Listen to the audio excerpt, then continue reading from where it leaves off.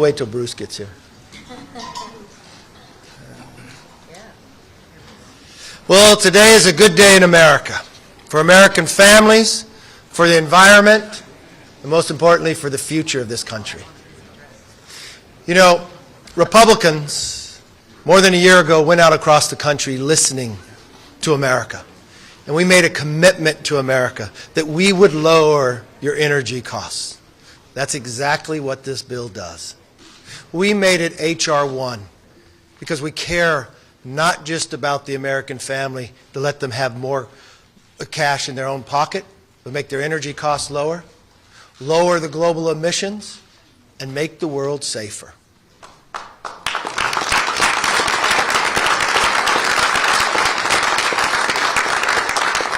By doing so, China will no longer dictate when it comes to critical minerals.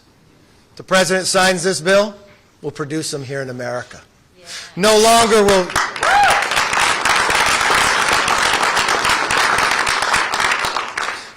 will the governor of California buy oil from Putin. He could actually buy it in his own state because we could produce what God has plenished us and blessed us with here in America. We could produce our own energy, all of the above here in America. No longer will we have to fear about what will happen in the environment. American natural gas is 40% cleaner than Russian natural gas. If you just replaced 1 year of the Russian natural gas to Europe, we would have lowered emissions by 218 million tons. And that can take place if the President would sign this bill.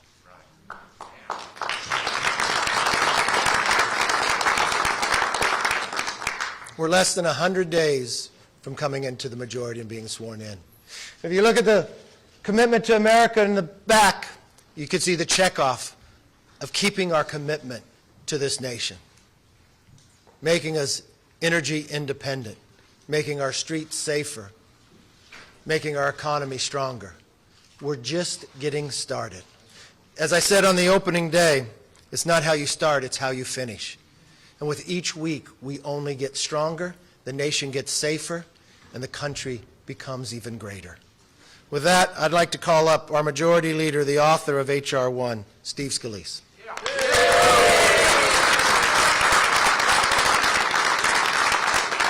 Well, thank you, Mr. Speaker, and what a great day this is for American families who have been struggling for too long under the weight of high prices, record high inflation, all of the problems that President Biden has created, and especially for those people that have been frustrated for so long that President Biden has gone after American energy, but yet gone all around the world and begged foreign dictators to produce our energy and get our energy from them. This has never been a question about whether or not we have oil and natural gas in the United States of America. The question has been, where do we get it? When President Biden came into office on day one, he declared war on American energy. He killed the Keystone Pipeline here in America between the United States and Canada. But it wasn't because the president was against pipelines. He was just against American pipelines, because just days later, he gave a gift to Vladimir Putin because he green-lighted the Nord Stream 2 pipeline between Russia and Germany. So there you had President Biden picking foreign countries like Russia over America. Then you saw him, after lease sale, permits that he wouldn't even let go through, slow-walking permits, blocking permits, canceling lease sales to produce oil and natural gas in America. But again, it wasn't because he was against oil and natural gas, because at the same time, he was making it harder to produce that oil and natural gas here in America. He was calling Vladimir Putin, begging him to produce more oil. Putin said no. So you know what the president then did? We said you could just pick up the phone, call some of these great workers here. Look at these great energy industry workers that are here. Mr. President, these are American energy industry workers. They know how to make energy cleaner and more efficient than anywhere else in the world. And if you put them to work, they're going to not only be making it cleaner than anywhere else in the world, they're also going to be lowering costs for families who are sick and tired of paying 50% more at the pump, who are tired of paying 40% more in their household electricity costs because the countries that President Biden wants us to get our energy from, whether it's Russia, Saudi Arabia, Venezuela, he wants us to get our solar panels and windmills and batteries from China because he won't let us mine in America. Well, you know what? We stood up for America there too today because we said let's mine in America, not in China. You want to talk about standards? We are all sick and tired of these liberals in Washington who wake up every day trying to bash America and cancel projects in America. Nobody does it cleaner and better anywhere in the world than the United States of America. It's about time we open up America for business and say to all those foreign dictators in the world, we're not going to buy your energy. That's dirty. We're going to get clean energy here in America. Let's lower costs for families. Let's stand up for those working men and women. And as we continue, the commitment to America we made is to stand up for those families who have been left behind by Washington for far too long. The good news for them is help is on the way. And we're going to keep doing this. We're not going to slow down. We're not going to stop working. And the man who's helped us get the votes is our whip, Tom Emmer.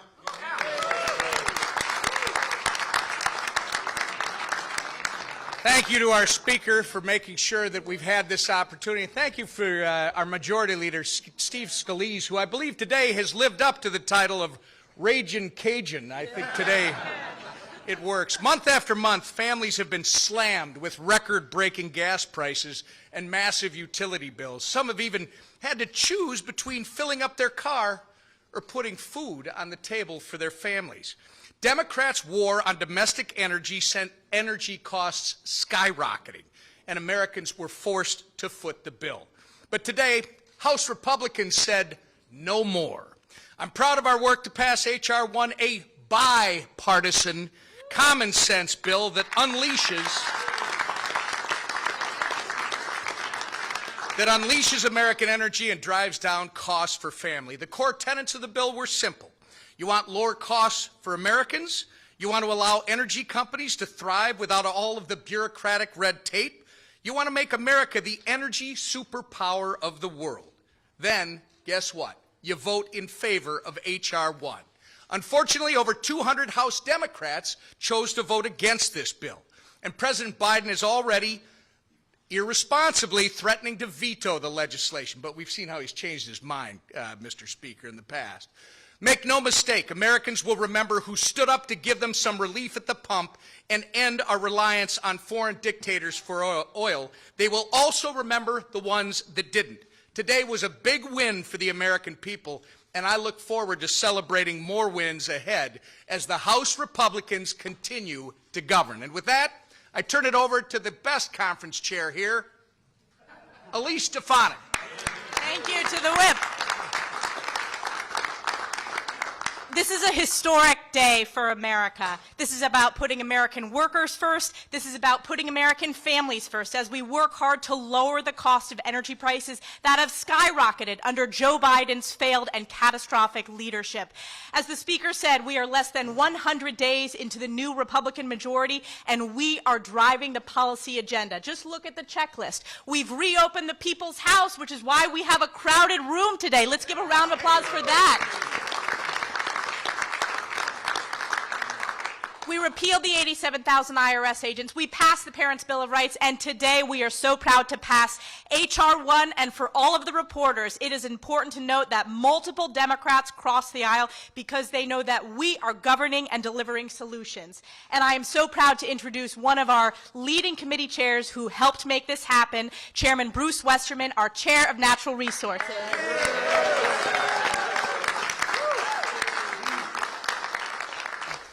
Thank you, Elise. It feels great to win. And this is a winning team behind me right here. But this team is not winning for ourselves. We're winning for the American people, and H.R. 1 is a victory for the American people.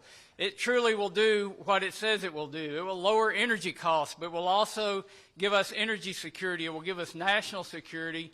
It will break Chinese supply chains, and it is part of the commitment to America. And I just want to thank the leadership of the team, a team that Kevin McCarthy has put together. He and Steve Scalise, Tom Emmer, Elise Stefanik, the whole crew is focused on unifying Republicans for the benefit of America. And there's been great teamwork. This bill is not written by any one member. It came from multiple members from multiple committees, and I've got two of my fellow committee chairs here, Kathy McMorris-Rogers and Sam Graves. I can tell you, after Putin invaded Russia, we have been working on this legislation, but we sat down and said we have to have comprehensive energy policy. And it can't just be in the jurisdiction of the Natural Resources Committee. It can't just be in the jurisdiction of Energy and Commerce. There's the jurisdiction of T&I. It has to be comprehensive across the conference, and we have to bring everybody on board. And with a very tight margin, majority margin, we passed a bipartisan bill today because we worked together on behalf of the American people. Thank you to everyone that did that, and I want to introduce the chair of the Energy and Commerce Committee, someone who's had tremendous input on this bill, Kathy McMorris-Rogers. All right. Thank you, Bruce, my partner, along with Sam Graves and the entire leadership team, all of the members that are here, proud to stand with this entire team in support of our leadership on H.R. 1, Unleashing American Energy. But I think I'm most proud to be here with those that are wearing the hard hats that say, proud American energy workers.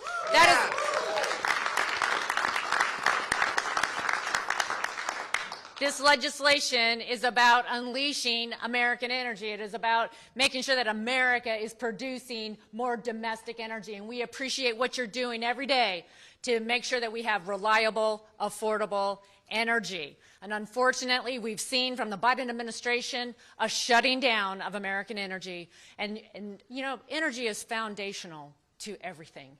It is what has lifted people out of poverty, raised the standard of living more than any other country in the history of the world. And that's why American energy is so important, because it is the driver of American leadership. And we, as others have said, we do it better, we do it cleaner, we do it more efficient than anywhere else in the world. So when we are increasing domestic production in the United States, it means we're also lowering carbon emissions. America is leading on all fronts, and it's so important to addressing what's driving the cost, to fill your car up with gas or heat your home. And that's why we're so excited to be here today to pass this legislation, bipartisan over there in the Senate. You know, we have a strong bipartisan vote in the House, and we're excited to see the Senate take it up for consideration. Thank you, everyone.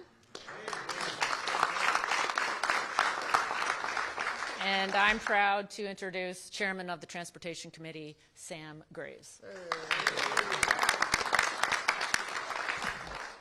You know, the reason for this bill is lower energy costs, and my constituents are screaming because their heating bills have been outrageously expensive this year. So the Transportation Committee, our component to this was 401 permitting reform, a bill that was originally co-sponsored by David Rouser and Garrett Graves.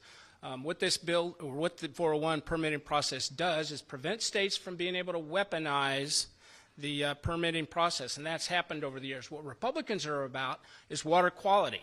So we want to make sure that permits are denied or granted based on water quality. We in no way take away states' opportunities to increase that, decrease that. That's up to them. But we want to make sure that those permits are granted or denied based on water quality, and that's what Republicans stand for. I am now introducing Garrett Graves, one of the co-sponsors of that particular piece of legislation. Garrett.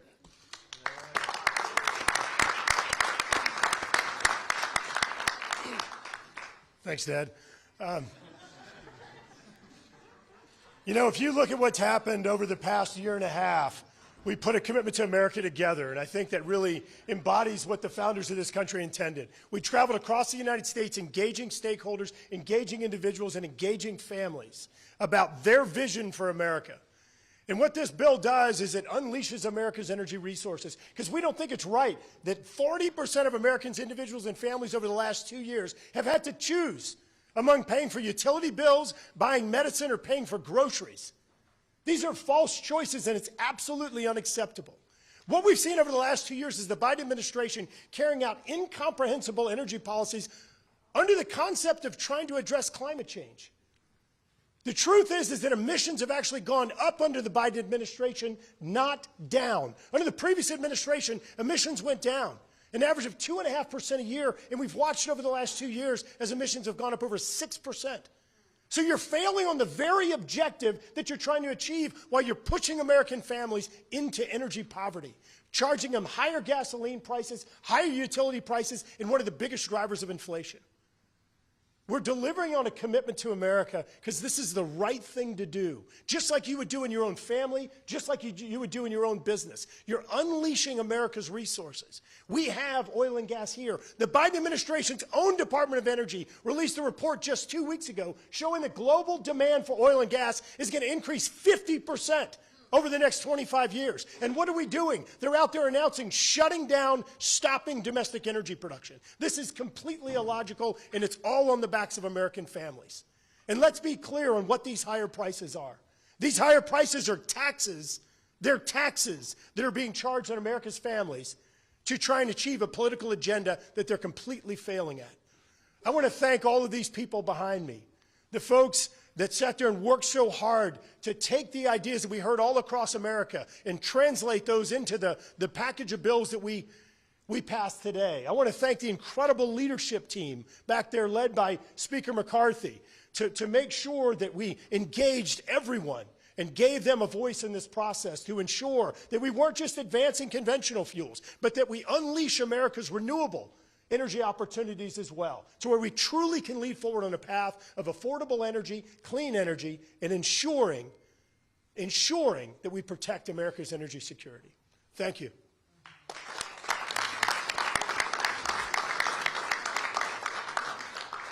I want to give a special thanks to Garrett Graves, because it was more than a year ago that he was the chair of the task force, and to all those members behind me that participated in that task force. The extra time you went, the travel you went across the country to listen, and especially thank the American energy worker who wants to have a job instead of the President Biden shutting him down. America's stronger today because of what happened in Congress on a bipartisan basis. America will be even stronger tomorrow as we get back to work. With that, let's open it up for questions. Yes, sir.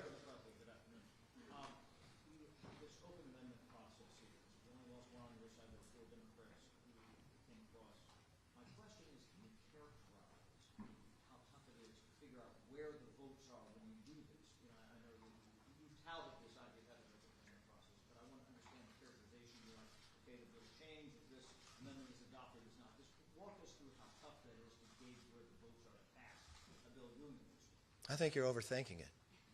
What we did was spent a year listening to the American public, and you just write good policies. And you know what? You don't worry about where the vote's going to be, because at the end of the day, you even get Democrats, when they're whipping really hard with their leadership, trying to force their members not to vote for it, it actually comes forward on a bipartisan basis. We've watched when we put bills on the floor, the president will put in a sap and tell all the Democrats to vote no, but he's opposed to it. Then he turns around once he reads the bill and says, oh, I'm going to vote for that. We've watched it time and again. So you might analyze a lot and worry about what you think we're doing. We don't do that. We just focus on policy. You make good policy, what happens at the end of the day, you make America stronger. Thank you. It's been 3 days since the mass shooting in Nashville, and there have been 130 mass shootings in this country just this year alone. What is your plan to deal with mass shootings that are happening in schools and communities across the country? I'm telling you, there's not one person in America that doesn't see the devastation what happened in that school. There's not one person in America that doesn't want to try to solve all this. We want to make sure we take in all the information. We watched a school that was locked. And I think everyone would believe somebody has to be mentally ill to enter a school. Literally, when you read the report, she picked between schools based upon whether one school had an armed officer that could stop her. She literally shot through the window to go in to these young children. I do want to thank the officers. The officers did not delay. They were young men themselves. They didn't know what they were running into, and they did not slow down as they went hallway to doorway to save the others that were there. We will look, getting all the information, is there anything that we can do more? But I would say to a nation as a whole, that the problem that we are today, it's not just going to be a legislation. We've got to have a severe conversation here with this country. We've got to deal with mental illness. We've got to see what's driving individuals to think you would go to innocent children, a Christian school, to shoot in, to literally write about it. I don't think one piece of legislation solved this. I think a nation together, working together, solves a problem that's much bigger than us. Yes. To that point, are you going to meet with the Minority Leader Jeffries about it? He said today that there's plans for you to meet about it. And, you know, shouldn't Congress be the one taking the lead on this initiative? As Monty mentioned, perhaps an assault weapon ban, expansion of background checks, and funding for mental health. I think the thing that we will do, like we deal with any issue, just like the issue that we're dealing with today with H.R. 1, what did we do? We didn't just write a bill here. We went across the country to get all the facts. That's exactly what we'll do and look at the facts. Yes, ma'am. Mr. Speaker, just a quick follow-up on that. President Biden is calling for an assault weapons ban. Do you see that on the table? And a second question on just conversations around the debt ceiling. Any progress there on a meeting with the president on that issue? All right, let me walk you through. I know we're here for H.R. 1, but I appreciate all your questions. We will get all the information how we deal with any subject, and we'll work through it. Unfortunately, the president, you know, back in 2011, he called them the Biden talks. I sat down with the president on February 1st. We had a good discussion. He said he wanted to meet further. He actually tweeted out afterwards that he wanted to have further discussions. He told us the very next morning, not just myself, but he told those members who went to the prayer breakfast that we're going to meet. He told the Democratic Congress on their retreat that he's going to have a meeting with me. He apparently doesn't want to meet, and I don't understand why. We're very reasonable, responsible. What we do know, especially after the Congressional Budget Office came out, that America, taxpayers will have to pay $10.5 trillion in interest in the next 10 years, even though for the last 80 years we've only paid $9 trillion. We do know for the first time in American history, based upon the Democrats' rise in spending more than $6 trillion more dollars. $6 trillion more. What happens? Well, if you studied economics, if you had the pleasure of years past, Milton Friedman, one of the best economists ever to come out of America, told you that there's only one place inflation begins or starts, and that's with government, when they spend too much. We've watched interest rates have to rise based upon what the Democrats have done. Now we watch that there's a bank crisis. But we've got a president in office that seems to treat issues the same way. Afghanistan he missed and set us back decades. We watched him tell us that inflation was transitory, that it wouldn't sustain itself. We watched him slow to action when we asked back in 2015 to give the Ukrainians javelins so they could defend themselves so Russia would not invade. Now we're watching him do the exact same thing, but it's more dangerous because he's dealing with the American economy. I don't understand why he thinks the debt ceiling just gets raised. We're sitting here believing that if we curve our spending, what will happen? Lower inflation. If he signs H.R. 1, it will lower inflation, bring more American jobs, the global environment will be stronger, and you know what? He no longer will have to get in a plane and go to Saudi Arabia and be embarrassed for begging for more oil. We can make American oil with American workers. So I'm sorry. He needs to change his behavior. Go back to the person he said he was, that you need to sit down. Our government is designed to have compromise. We don't have a predeceived idea of where it has to go. But I think there's three things that we should look at. We should be able to lower, save, and grow. Lower our spending, save the taxpayer money, and grow our economy, just like H.R. 1. You know, we talk about what it will do to energy, but if you want to build anything in America, you need H.R. 1. You want to build a road, you want to build a bridge, you want to have a permitting process to put solar or wind, on average 5 to 7 years. And you wonder why China continues to jump ahead. Well, we say no more of that. Sign H.R. 1 and we'll make America stronger. But more important, Mr. President, I'm ready at any time, at any moment. I'll come tonight. It doesn't make it difficult to sit down and negotiate and find common ground to make America a little stronger and make sure we stop overspending. Yes?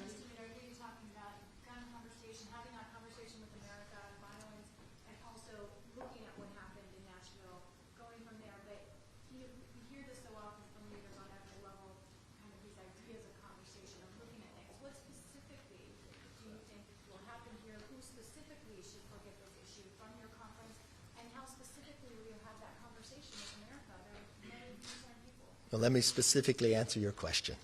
I disagree with your first premise that people just talk about it. I watched this Republican conference when we had a majority take action. When we watched a shooting in a church in Texas where an individual never should have had that weapon. Why? Because he was dishonorably discharged from the military. And it was the military that wasn't updating the records. So you know what? First, we got all the information. So I'm sure at that moment in time, I probably don't have the exact memory, but I'm sure you asked me this same question then.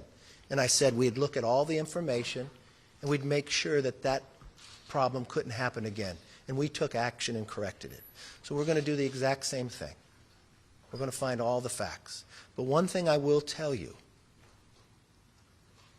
it's not just legislation that solves these problems. Collectively as a nation, we're going to have to come together. We watched times when an own family member would call the FBI warning of the signs of someone we saw. And we watched that child go shoot a school too. We don't want to miss opportunities to stop what just happened. And we'll do our job. Yes, ma'am. Senator Schumer says that this bill is dead on arrival in the Senate. I'm wondering if you're in conversation with Senators Joe Manchin or I talked to Joe Manchin often and Kristen Sinema. Those seem like two people that want to do a lot of things. I'm not sure. We don't have many bills over here that's come out of the Senate on any subject, so it's hard for me to say anything he passes is dead. He'd have to get to work first. That's what we heard from the president when he said he wanted to stand with the 172 Democrats that are so extreme in this House that they thought they could decriminalize carjacking and some forms of murder. But they changed their minds. I think at the end of the day, if Schumer would even ask his own conference, I think there's a lot of people there that want to make American energy, want to make America stronger. And if they really care about lowering global emissions, because under their majority, all they've ever do is raise emissions. Yes. Are you waiting for your meeting with President Biden to unveil the GOP's proposal? Why not release it now? What proposal? Your budget proposal. Well, first of all, if we're talking about debt limit and we're talking about budget, there's two different things. Just so everybody knows, a budget resolution doesn't even go to the president, and a budget resolution doesn't raise the debt limit. So, If I may clarify. well, if I would call them savings, because if you just added $6 trillion, and if you increase discretionary spending by 30%, and you created inflation in America, the only way to stop that is to be able to curve it. I've given the president many ideas. How can you limit? How can you save? And how can you grow? Well, how would you limit? Well, we've got billions of dollars sitting out there that have been dormant for more than 2 years that people have not spent. So why don't you save the taxpayer money and pull that back? We've got abilities that how can we help the supply chain? How can we help people get back to work, give them the training they need and others? Well, you can put work requirements for able-bodied people with no dependents. That means if they're going to school, if they're looking for a job, they're fine. But we can help the supply chain work back. We can grow the economy. How would we grow the economy? H.R. 1 is one of those abilities to do that. So there's a lot of ideas out there. We have more than $4 trillion in savings. We can limit the amount of growth as we go in the future. The real difficulty here is if you simply check the facts. If the president would read what the Congressional Budget Office, the nonpartisan individual, said. If you take the 50-year average of spending in America, that's roughly 21% of GDP. But under President Biden, he's spending more than 23.7% of the GDP on the way to 25%. If you look at revenues, because the president's only answer is to raise more taxes. On average, in 50 years, we usually bring in about 17% of GDP. Today, we're at 20. Only two other times in modern history in America have we ever brought in this much money on a percentage, but we're bringing more money than ever before. The problem was when the Democrats had all majority, they spent like drunken sailors. They created inflation. Then he went after the energy industry and even made it worse. So what we need to do is sit down, like any household would happen, and find places that we can eliminate waste, the fraud, but more importantly, create a system that makes the energy in America stronger, lower price, but make our economy even better. Has the conference come to an agreement on that? The conference is very close, and if the president doesn't act, we will. Mr. Speaker, as this bill moves over to the Senate, are you willing to drop some of the more partisan parts of this bill in order to reach a compromise on things like permitting reform? If you can explain to me what's partisan in making energy. Clearly parts of this bill that are more controversial. Could you name those for me? Because I'm not sure. Because you had a bipartisan vote out here, so what's controversial? The only thing that would be controversial is that you have the majority of the Democrats who have such extreme views that even when we pass the Parents' Bill of Rights, their extreme view believes that parents shouldn't know what's being taught to their children. They think so extreme that you shouldn't tell parents when some violence happens in your school. They are so extreme in their views that they don't believe the schools should tell them where they're spending their money. And now we just found the majority of them are so extreme that they rather stand with China and Russia than with the American energy worker. So I'm not sure what's controversial in the bill. I'm not sure what's controversial that you can speed the process up so we can make things in America. We built the Empire State Building in 400 days. But it takes us 7 years to build a simple road today. That's wrong. And we're not going to be able to compete with other countries if we continue to hold America back. All right, yes, last question.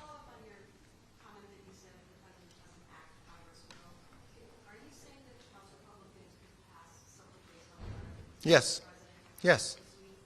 Not this week. We're going to be away.